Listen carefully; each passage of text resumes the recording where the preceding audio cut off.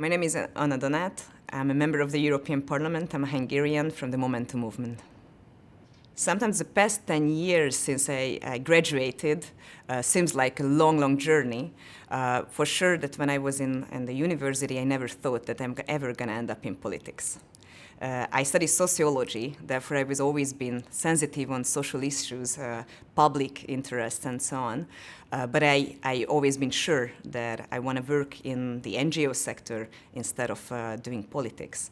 However, there's a lot of time passed by ever since, and a lot of things happened to Hungary. I graduated in 2010. I started to work for an NGO which specialized on integration of migrants.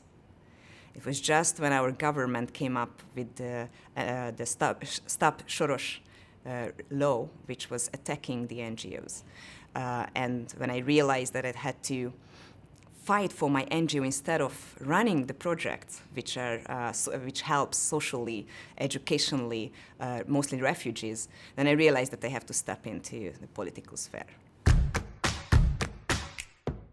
Well, when I moved back to Hungary, a childhood friend of mine called me if I want to spend a weekend with his friends talking about politics. And as it turned out, after all, that was the first summer camp of my party, Momentum movement, which back then was an underground youngster group. We were not officially a party. So when we started a referendum against Budapest bid for the Olympic Games, and it became a huge success, therefore Momentum got into the spotlight, political spotlight. It was not a question anymore whether I'm going with the train, because Momentum was my community, and I already had the Momentum identity, as we call it. So it was not actually a conscious choice to become a politician for me. Doing politics as a woman we have to face a lot of challenges, because it's still a macho culture. It's completely okay if a man in a suit says something smart, or if they have an agenda and they stood up for that, even if it's a bit aggressive or too straightforward. This is what they expect from a man. But if a woman stand up and show emotions, there are a lot of stereotypes about that it's better connecting to our cycles, or it's because we are hysterical, and anyway, why the hell I'm talking instead of raising kids or making dinner? And yes, it's the 21st century, 2020, and still these are the comments that we are facing every day. And not just regular comments on Facebook or voters, especially on a political sphere where you are entering in a meeting, a plenary debate. There's such a level of sexism still exists, and many times they don't even consciously know that those comments are not compliments, but actually sexism. I faced many, many times that I arrived and they commenting how nicely I look like, and finally somebody with a nice smile, you made my day. I was the only woman in the room. And the next comment, 20 minutes later, when I raised my hand to say something about a policy issue, is like, oh, she's not just beautiful, but smart. And they wanted to compliment, but they don't understand that it's actually hurtful, because they would never say such a thing to a young man. And nowadays, I'm questioned many times when, for instance, I just stood up about children's book written in Hungary, where there's some old folklore fairy tales, put it in different perspectives. So in the fairy tales, there are people with disability, Roma people, gay people, within the well-known fairy tales. And it was attacked by some ultra-rightish, kind of neo-Nazis, homophobic group. And when I stood up for that no, it doesn't hurt the children. Parents knows if they want to read such stories for the kids or not. Most of the comments was like, why would I believe you? You don't even have kids. Not just stood up for conservative Christian values, but the narrative is really going backwards in regards of talking gender equality. I really value traditional female roles. I think it's really important. But I also believe that it should be an individual choice. And as a young female politician, I'm always get attacked that I'm 33, although I'm married, But why I'm not dealing with starting a family? Why I'm doing such a business which I should leave on men? And many times, because of that, they don't take me seriously either. And it's all coming from a governmental state communicational narrative.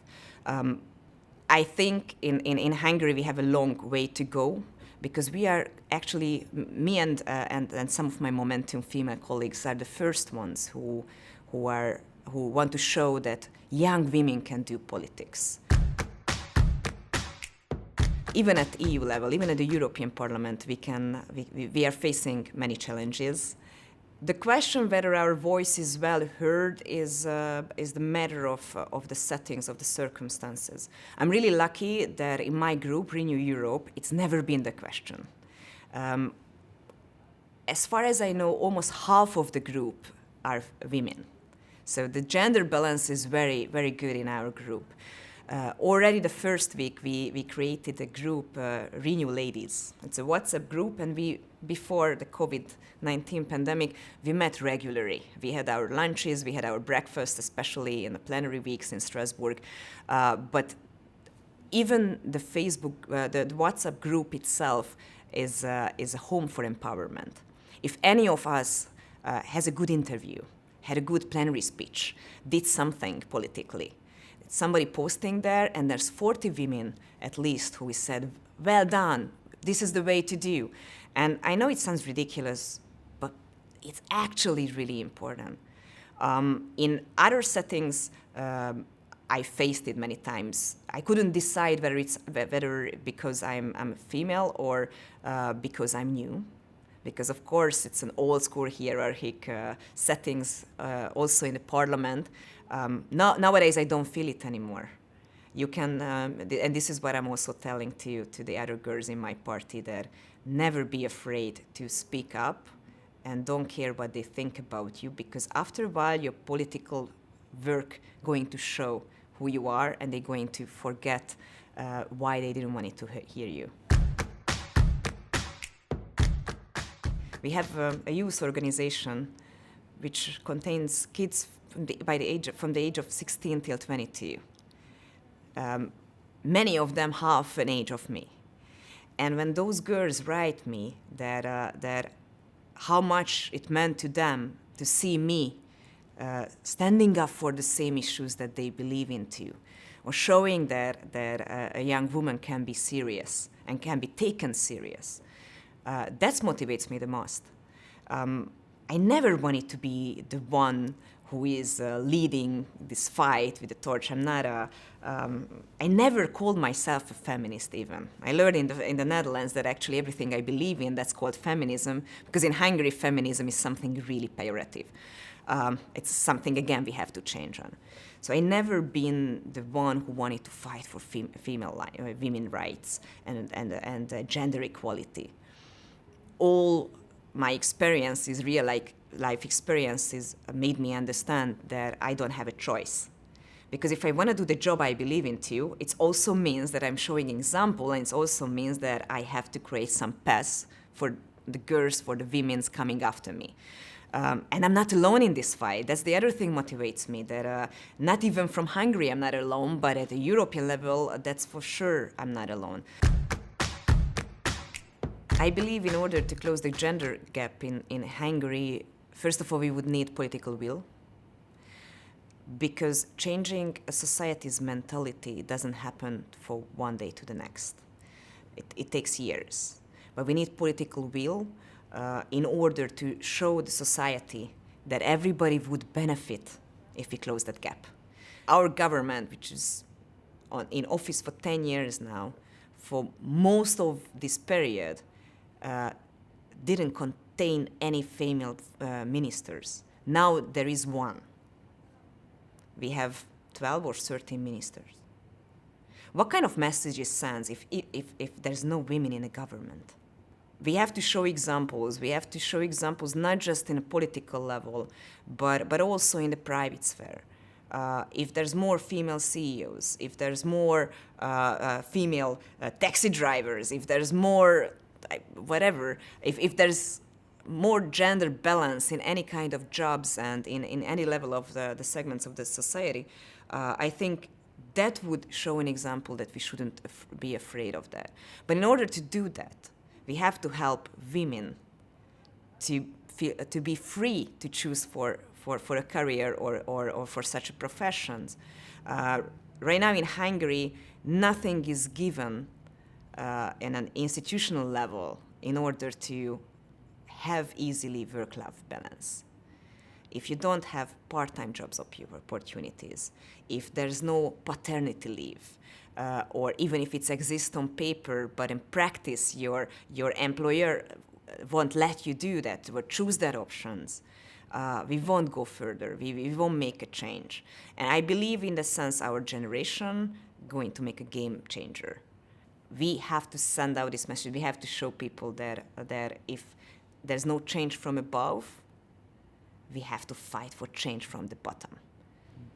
Democracy is not something only exists in books. We are not electing politicians just because we want them to have a well-paid job. If they're not doing their job, we have the right to make a change. And I believe in that. This is what I'm saying. If I'm not doing my job, my voter has the right to openly criticize me, asking these questions, because this is what we signed up for.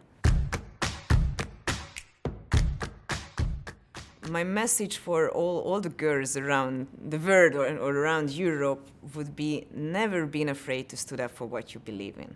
You don't have to get involved in politics. Standing up for values, for opinion, it's something that actually it's my message also for men. It's something that keeps the society, keeps the world running. If you afraid to show who you are and what you want and what you believe into, don't be surprised if somebody else make a decision for you. Getting involved in politics means that you are not just standing up for yourself, but for others as well. Because you believe that what you believe in, the values, the issues, are important for others. And I'm telling to all the girls who has self-confidence to represent or speak up for others as well, do it. Because there's many people who can't speak up. Speaking up also means that there's a lot of people who are gonna be behind you and says that thank you for doing that. And more of us standing up, it's a community. When you are alone, it's easy to make you afraid, it's easy to not taking you seriously. But the more of us doing it at the same time, the more they're gonna take us seriously.